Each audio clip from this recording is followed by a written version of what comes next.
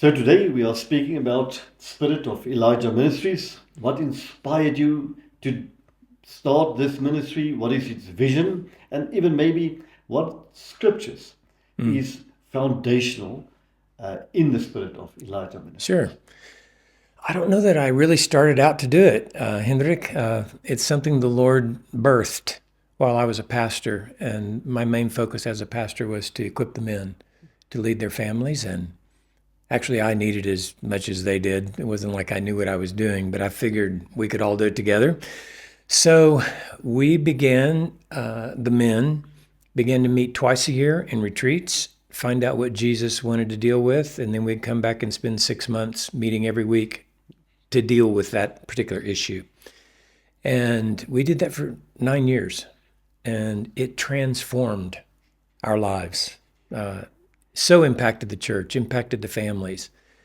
And maybe the last year and a half of my ministry as a pastor, by that time, men were coming from really all over Southern California. They would drive a few hours to come to what we then called Discover Manhood, which was primarily, what do we need to do as men to love our wives and love our children and to be men of God, And one afternoon I was praying about that and saying, so Lord, what are you doing with me? What is this? And what came to my mind was that phrase, Spirit of Elijah, from Malachi, chapter 4, verses 4 through 16. It's also in Luke 1:17. And I thought, that's exactly what God has done. He has turned the hearts of men to himself and then to their wives and their children.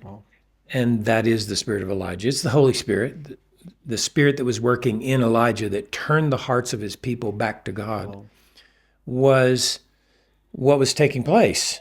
So I thought, okay, that's what he's doing here. We'll just call it what he's doing. So I didn't go out to make up a name. I didn't think, okay, we're going to try to do this ministry. It was just happening. And so I have such a passion for the gospel because of the transforming power of the gospel in my own life.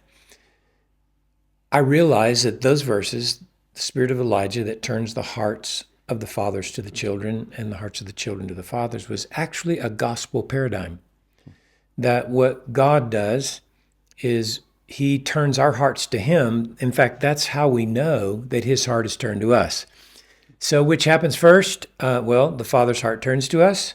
Then he turns our hearts to him. That's the Father's heart turned to the children. And then he turns the children's hearts to the Father. That's the gospel. And from that, the impact of that was, okay, I'm going to base all of my teaching and all of my ministry on the power of the gospel. Because in Romans chapter 1, verse 16, it says that Paul says, I'm not ashamed of the gospel, for it's the power of God for salvation to those who believe, to the Jew first and also to the Greek. And I thought, so that's going to be the power of the Spirit of Elijah. It's going to be the power of the gospel. It'd be the power of God. So if I would just speak the truth, speak the scriptures, I will trust in the power of the Spirit to work in the hearts of men and their families. So that's the Spirit of Elijah Ministries. It's turning the hearts of men to God and to their families and living out the gospel. So every resource and every ministry opportunity I have, that's what's happening.